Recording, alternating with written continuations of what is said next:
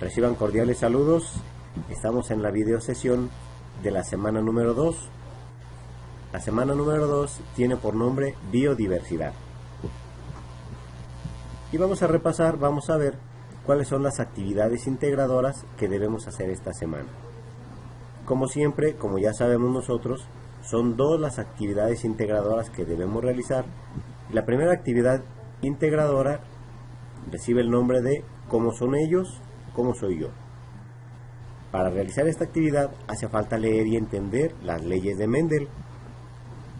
Las leyes de Mendel de manera general explican y predicen cómo van a ser los caracteres físicos, fenotipo de un individuo y el genotipo también. Nosotros sabemos que existen tres leyes de Mendel. Nosotros para esta primera actividad vamos a hacer uso de dos de las leyes de Mendel. La Mendel se llama principio de la uniformidad de los heterocígotos de la primera generación filial.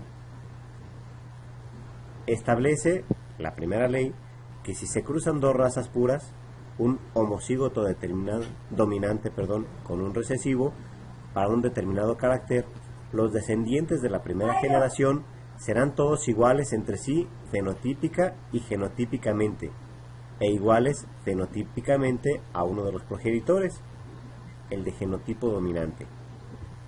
Si esto lo expresamos con letras,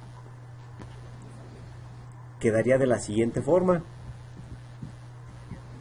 Vean ustedes cómo ponemos aquí el dominante con letra mayúscula A y el recesivo con letra minúscula A minúscula, como ustedes pueden observar ahí. Entonces, al combinar estos dos genotipos, nos quedaría los resultados que aquí estamos observando, ¿sí? Un dominante y un recesivo, en cada uno de ellos. Algo muy importante de las leyes de Mendel, de los experimentos de Mendel en sí, es que él utilizó la estadística. Por eso es que cuando ustedes encuentran alguna referencia a estas leyes, encuentran que hacen referencia al 25%, al 75% de probabilidades de que se tenga tal o cual carácter.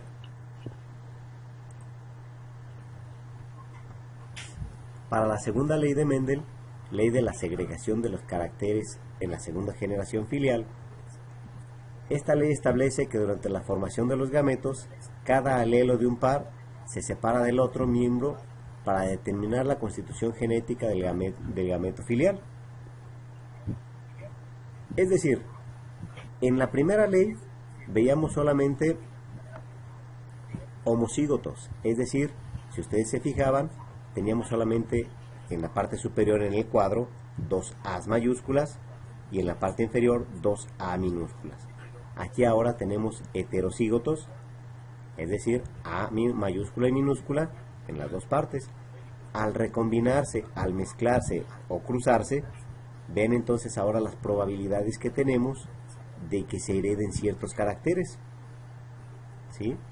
Tenemos 25% de probabilidades de que se hereden caracteres dominantes, como ustedes pueden ver aquí, las dos A. 25% de que se hereden caracteres recesivos, como ustedes pueden ver las dos A minúsculas que hay aquí, y 50% de probabilidades de que se hereden caracteres nuevamente mezclados, digamos.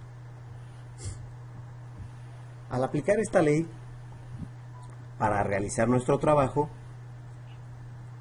¿para qué nos sirve o cómo debemos nosotros analizarlo? Dentro de los trabajos que se han mandado hasta el momento, muchos han sido muy buenos, algunos otros pueden mejorar todavía. ¿Mejorar en qué aspecto? Pueden mejorar más que nada respecto al análisis que se hace. Nosotros podemos tomar las características de nuestro padre y de nuestros abuelos para analizar el porqué de nuestras características. ¿Por qué tenemos el pelo negro? ¿Por qué lo tenemos ondulado? ¿Por qué si hay alguna persona que tiene los ojos verdes alguno de sus parientes, alguno de sus familiares, su papá, sus abuelos lo tuvo, ¿por qué razón lo tenemos así? ¿Qué probabilidades tuvimos de tener esos ojos? Y asimismo, determinar quién de los dos tiene el carácter dominante y quién el recesivo. Eso es lo que podemos hacer nosotros básicamente con esa primera actividad integradora. La segunda actividad integradora, el ciclo celular, básicamente es un trabajo de investigación. Un trabajo de investigación que explique el síndrome de Down.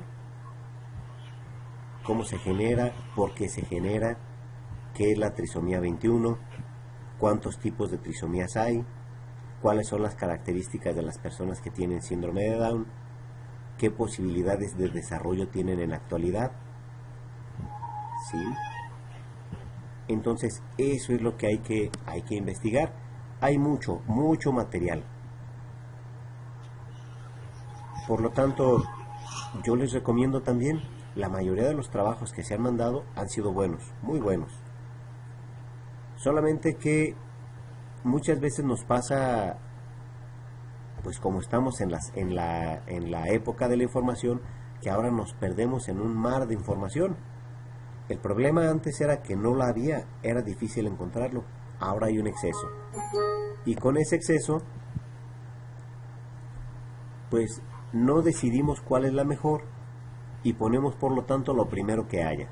Yo les recomiendo, tómense su tiempo, investiguen por lo menos 2 o 3 y de entre esos 2 o 3 tomen las mejores partes y entonces sí, manden su trabajo. Les recomiendo también,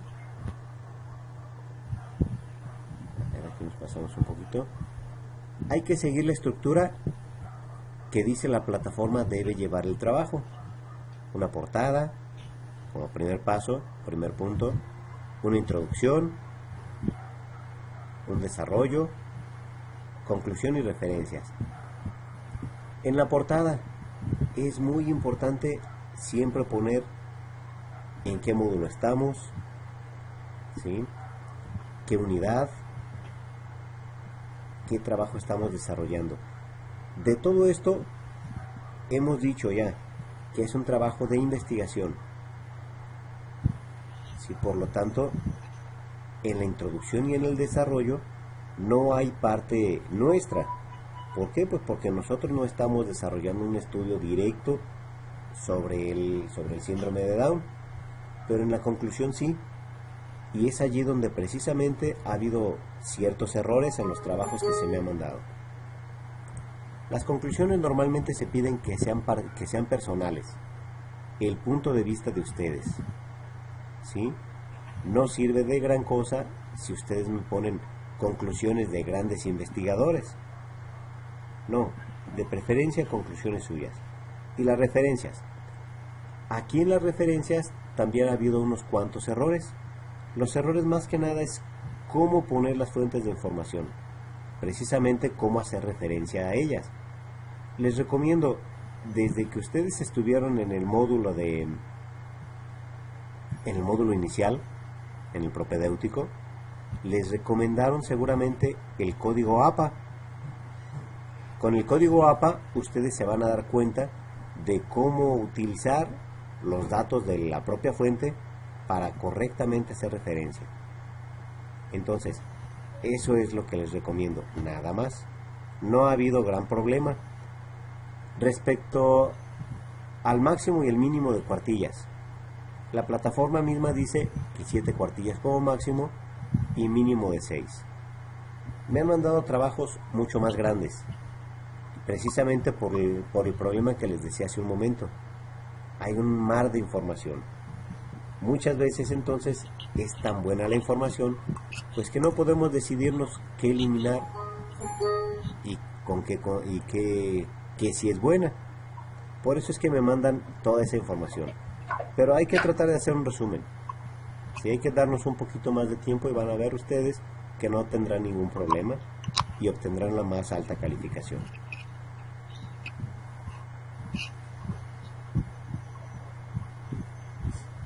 Fuentes de consulta recomendadas. Durante la semana también se me hizo llegar por ahí un mensaje, perdón, en el cual se me pedían ciertas fuentes de consulta. Sí, que si les podía recomendar alguna fuente de consulta. Claro que sí. Vean aquí, yo les recomiendo dos fuentes de consulta, primeramente como páginas de internet. La primera se llama leyesdemendel.com. La segunda son videos que ustedes pueden ver y explican fácilmente y que de manera muy clara las leyes de Mendel inicialmente, si es que de eso tenemos duda, y es en YouTube, que aquí también les comparto la dirección. Pero hay una obra clásica, una obra que es en general de biología, pero trata muy bien, de manera específica, las leyes de Mendel. Habla también de biodiversidad, que nos explica qué es. Y esta obra clásica, les repito, se llama Biología. El autor es Alvin Nason. Aquí en estas dos direcciones que les estoy compartiendo son libros descargables gratis y en PDF. Por lo tanto, pues ustedes de allí podrán obtener gran cantidad de información y específica la información que estamos utilizando para esta semana. Los foros que tenemos que realizar en esta semana. Los dos foros el foro de clase y el foro de debate han estado interesantes. Las participaciones que ustedes han hecho son muy buenas y muy enriquecedoras. En ellas he estado viendo el punto de vista de cada uno de ustedes, muy buenos puntos de vista, ¿sí? De verdad, de manera particular, disfruto estar leyendo sus aportaciones, algunos muy encontrados, ¿sí? Ideas muy diversas, pero igualmente siempre se ha mantenido un respeto. Lo han llevado a cabo muy bien, los quiero felicitar a todos. El primero foro de clase, es la mutación, explicar a partir de ejemplos 3 ventajas y desventajas de la mutación. Ahí han puesto algunos ejemplos, como el del maíz, en el cual se han hecho mutaciones genéticas para que el maíz sea más fuerte, más resistente a ciertas enfermedades. De la papaya también han hablado, ¿sí? Han hablado de ciertas vacas que les han introducido algún gen humano, si mal no recuerdo, para que produzca leche con ciertas características y que resulte más nutritivo para el humano, ¿sí? Yo les exponía también ahí en ese foro, en el foro de clase, si ustedes veían que era ventajoso, por ejemplo, los gallos y gallinas que se han tratado, que han mutado genéticamente y que ahora son bien grandes. Les preguntaba si los habían visto alguna vez y qué ventajas veían en eso, ¿sí? Otra mutación genética que recuerdo yo en este momento y que les comparto es referente a, si ustedes han visto algunos plásticos, algunos envases de plástico que normalmente nosotros conocemos como PET, ¿sí? Botellas pequeñas donde vienen algunos refrescos o algunas aguas también. PET significa polietilentereftalato. Eso es lo que significa PET. Pero algunos traen la leyenda que dice que hecho a partir de plantas. Y eso es algo rarísimo. Bueno, pues lo que pasa es que han creado ciertas plantas, las cuales producen en el tallo, producen ese PET, ese plástico. Entonces, ¿cuál es la ventaja? La ventaja no es que ese plástico vaya a ser más fácilmente biodegradable. Desde mi punto de vista, no le veo ninguna ventaja. Simplemente son plantas que en determinado momento su tallo lo cubren de ese plástico y es todo. Mutación genética ventajosa, no lo sé. En este momento no lo sabemos. Con el tiempo quizá le veamos alguna ventaja o desventaja finalmente. Y en el foro de debate, ¿quién es el autor de la idea Las especies no evolucionan, pero las poblaciones sí. ¿Qué es lo que el autor nos quiso dar a entender con esas ideas? En el foro de debate ustedes han presentado sus puntos de vista. Algunos de ustedes lo sostienen muy bien, dan sus razones. Ha habido quien también discute. Precisamente eso es lo que debe ser un foro de debate, debatir con razón el por qué sí estamos de acuerdo o no estamos de acuerdo con el punto de vista de los compañeros. Hasta el momento lo han hecho muy bien. Espero yo que sigan así.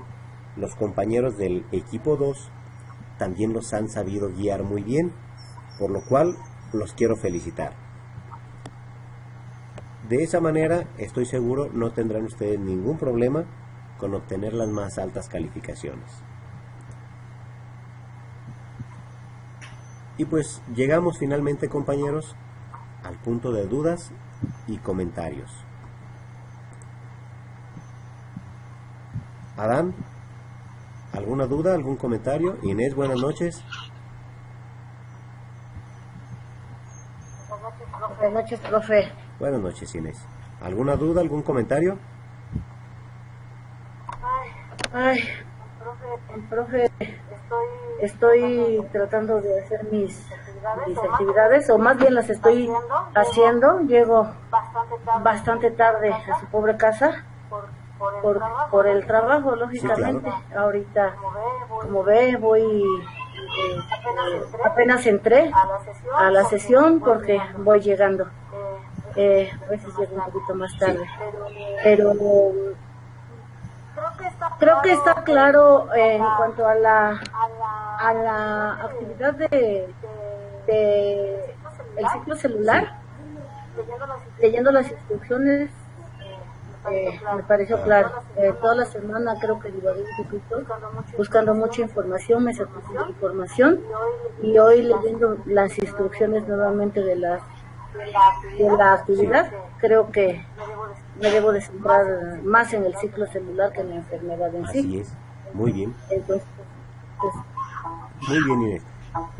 Mire, perdón, no hay que ponerse nerviosos. Eso que usted me comenta, eso lo tenemos visto, lo tenemos previsto también. Ya sabíamos nosotros que el grupo en el cual estamos, pues estamos una gran cantidad de personas que trabajamos, ¿sí? Que trabajamos y que por lo tanto pues estamos llegando a nuestra casa bastante tarde, digamos así. Precisamente por eso es que yo pongo la actividad, esta videosesión, a las 9 de la noche. Por esta única ocasión la puse hoy viernes, normalmente la pongo los jueves, ¿sí? Pero sí, ya está previsto. Para que mejor nos vaya respecto a calificaciones, Inés, yo les comentaba también que de preferencia pusieran ustedes o mandaran ustedes los trabajos, digamos hasta media semana, jueves, si es posible, para darles una revisada y que ustedes nuevamente lo alcancen a modificar y a mandarlo otra vez. Si esto no es posible, no importa, yo trato de calificarlos lo más rápido posible para que ustedes tengan tiempo y modifiquen lo que haya que hacerse para obtener mejores calificaciones. Así que no importa, Inés, vamos bien. Así, si usted dice que ya tiene una buena cantidad de materia, pues hay que analizarla, hay que hacer un resumen y mandarlo mejor. Muy bien, Inés, vamos bien, pienso yo. Gracias, profe. Bueno, yo procuro en ratos, puedo entrar un ratito en la mañana, porque yo me estoy levantando muy temprano, a las 3:30 de la mañana, porque tengo que arreglar muchas cosas antes de empezar mis actividades a las 5 de la mañana, a salir de casa a las 5 de la mañana. Entonces, entre 5 y 6 o a las 6 de la mañana puedo entrar un ratito, y es cuando reviso recursos y avanzo lo que puedo avanzar. Y entonces reviso, trato de redactar mis actividades y las reviso varias veces. Reviso que la redacción esté bien, que la ortografía esté bien, que las ideas estén muy comunicadas. Durante toda la semana lo estoy revisando para que, ya que no puedo terminarlas antes del fin de semana, cuando menos tenga yo casi la seguridad que van bien y no tenga necesidad de corregir. Tengo un poquito de duda en cuanto a la primera actividad. Yo empecé a hacer la segunda actividad. Sí, sí, Inés. Nos dice que veamos el fenotipo de abuelos, padre o madre. Pero, bueno, a mi modo de ver y a mi forma de pensar, creo que podemos definir mejor la herencia del fenotipo comparando padre y madre, no padre o madre. No, mira. No sé si bien ahí o tengo que hacerlo exactamente el padre o Sí. la madre. Mira, lo que pasa es lo siguiente. Si tú haces la actividad así como me la estás describiendo, padre y madre, entonces vas a tener una cantidad de rasgos bien grande, ¿sí? Entonces se te haría algo muy complejo. Por eso es que en la plataforma te piden nada más uno de los progenitores, padre o madre. Así nada más vas a analizar una rama de la genética, digamos, una parte, una área de tu genética. Vas entonces a comparar tus abuelos, qué características tenían, qué características tiene tu papá o tu mamá como primera filial. Y por lo tanto, la razón por la cual tú tienes esas características que tienen que ser heredadas de tu padre y de tus abuelos. Sí, pero es eso, es por razones de sencillez. Si tú hicieras... Muy bien. Es que, por ejemplo, Sí. yo tengo unos rasgos de mi madre y unos rasgos de mi padre. Entonces digo, no tengo todos los rasgos de mi padre. Entonces yo decía, tengo que analizar las dos ramas para establecer los fenotipos heredados de los dos lados. De hecho, Inés, así como tú me lo estás mencionando, eso sería más probable hacerlo, más probable analizarlo con una tercera ley de Mendel. Mendel lo que hacía era aplicar la estadística que existía en su momento, pero pues yo te recomiendo que mejor lo hagas más sencillo, ¿sí? Toma cierta característica, cierto rasgo tuyo, por ejemplo el pelo nada más, o el color de ojos, la estatura, la forma de la nariz, alguna característica así que puedas tú distinguir de dónde viene, quién te la heredó, ¿sí? Porque si nos vamos a todas las características, sí es un verdadero problema, ¿sí? Entonces, Y tengo que hacer ahí el cuadro así de poner. es más fácil hacerlo así, es más fácilmente observable. Hay otras formas, pero mejor así,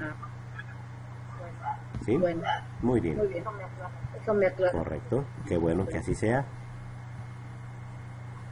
Adán, ¿alguna pregunta, comentario? Sí, aquí en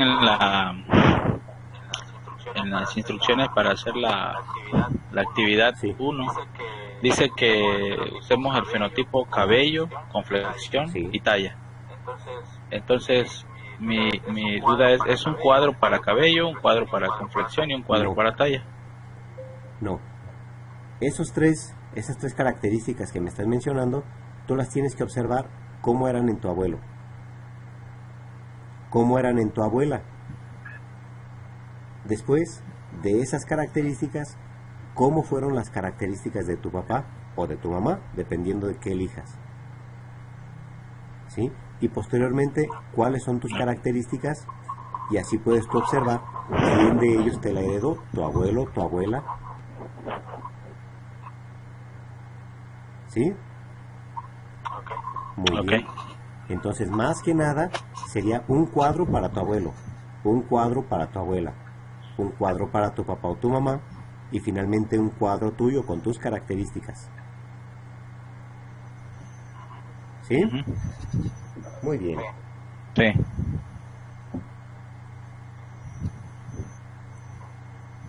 ¿Alguna otra pregunta? No, es todo. Muy bien. Les recomiendo nuevamente, tomen ustedes las fuentes de consulta que yo les recomiendo. Se las voy a poner también directamente en el foro de novedades para que ustedes sí lo vean y puedan ustedes acceder a ellas. Repito, son libros gratuitos en PDF que pueden ustedes descargar y usar libremente. Así que, pues si no hay alguna otra duda, comentario, compañeros, nos estaremos viendo y de verdad espero que saquen ustedes, obtengan las más altas calificaciones. Pueden contactarse conmigo en cualquier momento. Yo reviso, tengan la seguridad que más de 2 veces al día el correo, por lo tanto estaré tratando de contestarles, si no en el momento, sí durante el día, por las dudas que haya y poder ayudarles. Pues Le agradecemos mucho, profe. muchas gracias a ustedes también. Y, pues, yo también espero sacarles Las más altas calificaciones, claro que sí, Inés, esperemos que sí. Y pues bueno, si no hay alguna otra duda, comentario, quedo en espera de sus trabajos y de sus comunicados que tengan, compañeros, y pues nos estaremos viendo entonces. Muchas Buenas gracias, noches. Muchas profe. gracias, gracias a ustedes. Buenas noches. Hasta luego y buenas noches. Buenas noches.